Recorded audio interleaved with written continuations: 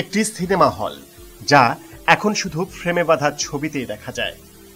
একসময় দেশি বিদেশি নানান সিনেমার প্রদর্শনী হতো এই হলে।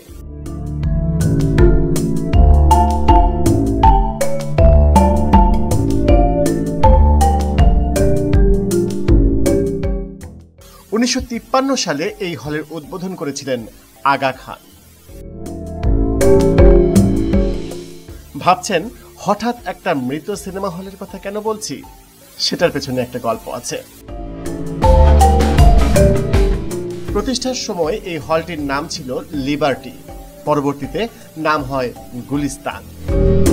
আর এই গুলিস্তান নামটি আমরা সবাই শুনেছি, তবে সিনেমা হল হিসাবে নয়, রাজধানী ঢাকার একটি জায়গার নাম হিসাবে। ঢাকা সিটি কর্পোরেশনের হোল্ডিং সিস্টেমে কোথাও গুলিস্তান নামটি উল্লেখ নেই।